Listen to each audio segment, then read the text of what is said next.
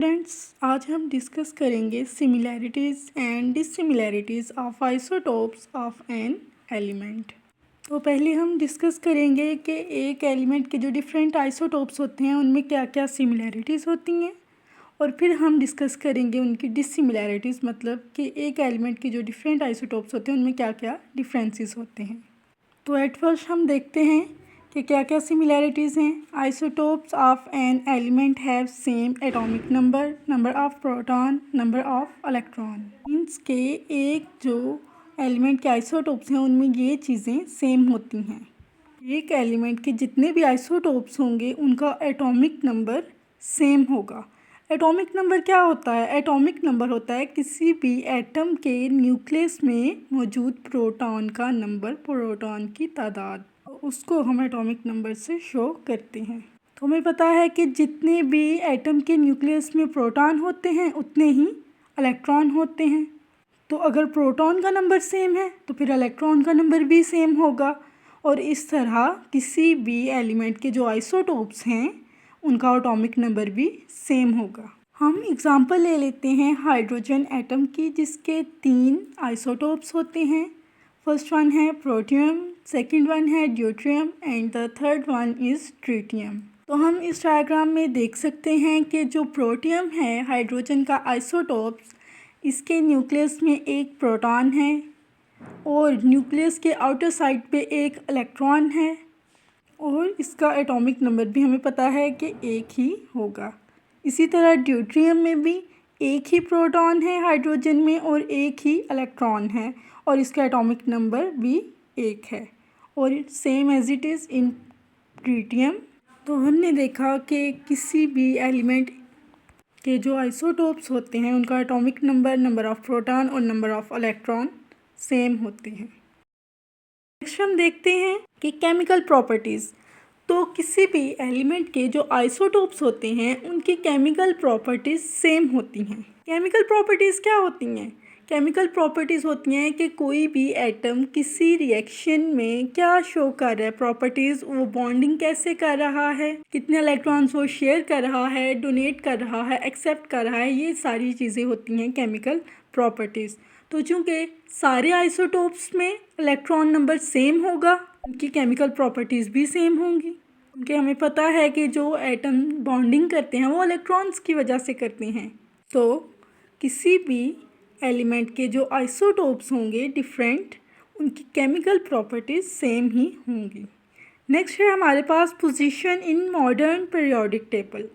तो किसी भी एलिमेंट के जो आइसोटोप्स होते हैं उनकी जो पोजीशन होती है मॉडर्न पीरियोडिक टेबल में वो सेम ही होती है। हमें पता है कि पीरियोडिक टेबल में जो एलिमेंट्स की पोजीशन है वो उनके एटॉमिक नंबर पे बेस कर रही है, उनके एटॉमिक नंबर के लिहाज से तरतीब दी गई है। जब सारे आइसोटोप्स का एटॉमिक नंबर सेम होगा तो उनकी पीरियोडिक टेबल में पोजीशन भी सेम ही होगी। तो ये थी सिमिलैरिटीज़, किसी भी एलिमेंट के जो आइसोटोप्स हैं उनकी सिमिलैरिटीज़। तो क्वेश्चन ये कि फिर वो डिफरेंट कैसे हैं, आइसोटोप्स जो हैं किसी एलिमेंट के वो डिफरेंट कैसे हैं।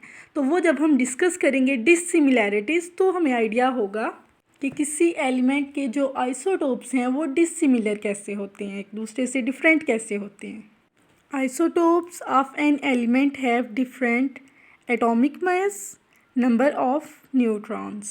तो फर्स्ट पे ये 2 पॉइंट्स हैं जो हम डिस्कस करते हैं कि एक तो एटॉमिक मास डिफरेंट होता है आइसोटोप्स का किसी भी एलिमेंट के, दूसरा number of neutron. Atomic mass जो होता है किसी भी एलिमेंट का या फिर किसी भी एटम का, वो एटम के अंदर तमाम जो पार्टिकल्स होते हैं न्यूक्लियस के अंदर या फिर आउटसाइड द न्यूक्लियस, जैसे कि इलेक्ट्रॉन, सबका सम होता है। तमाम जो एटॉमिक पार्टिकल्स के मास का सम है वही एटॉमिक मास होता है किसी भी एटम का। जो मेन पार्टिकल्स है वो हमें पता है जो ज़्यादा डिस्कस किए जाते हैं वो प्रोटॉन है, इलेक्ट्रॉन है और न्यूट्रॉन्स हैं। तो प्रोटॉन और इलेक्ट्रॉन तो सेम होते हैं किसी भी आइसोटोप में, तो डिफरेंट क्या होते हैं, नंबर ऑफ न्यूट्रॉन्स, जिसकी वजह से जो किसी भी आइसोटोप है उसका एटॉमिक मास डिफरेंट हो जाता है। आइसोटोप्स प्रोटॉन और इलेक्ट्रॉन की वजह से तो एटॉमिक मास सेम रहेगा, लेकिन न्यूट्रॉन्स का नंबर चूँकि डिफरेंट है डिफरेंट आइसोटोप्स में, तो इस वजह से एटॉमिक मास डिफरेंट हो जाता है। इसके लिए फिर से हम एग्जांपल देख लेते हैं हाइड्रोजन की, कि हाइड्रोजन का जो फर्स्ट वाला आइसोटोप हम देख रहे हैं प्रोटियम, उसमें एक इलेक्ट्रॉन है, एक प्रोटॉन है और एक ही न्यूट्रॉन है। सेकंड वाला है ड्यूट्रियम, उसमें एक प्रोटॉन है, एक इलेक्ट्रॉन है, लेकिन न्यूट्रॉन जो है वो 2 हैं। वहाँ पे डिफरेंस आ गया, प्रोटियम में एक न्यूट्रॉन था और इसमें 2 न्यूट्रॉन हैं। तो जब न्यूट्रॉन का नंबर चेंज हुआ है तो ऑफ कोर्स एटॉमिक मास भी चेंज होगा।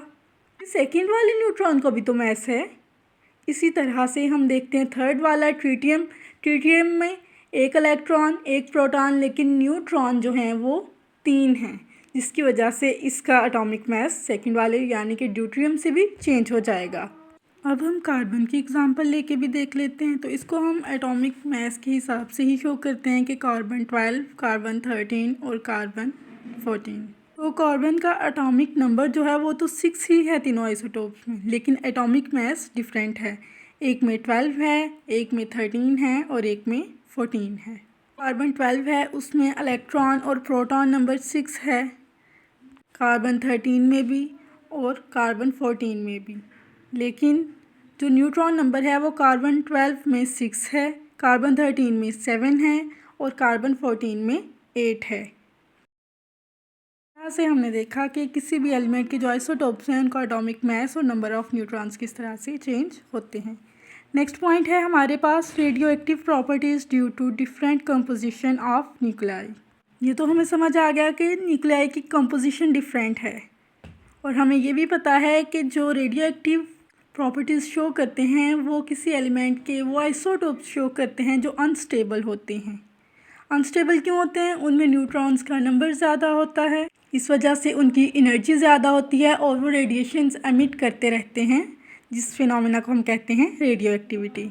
तो जैसे डिफरेंट आइसोटोप्स हैं तो उनमें नंबर ऑफ़ न्यूट्रॉन्स डिफरेंस हैं। तो नंबर ऑफ़ न्यूट्रॉन्स डिफरेंट होने की वजह से उनकी जो रेडियो एक्टिव प्रॉपर्टीज़ होंगी वो भी डिफरेंट होंगी। जो आइसोटोप्स होंगे वो different radio active properties show करेंगे। नेक्स्ट है फिज़िकल प्रॉपर्टीज़।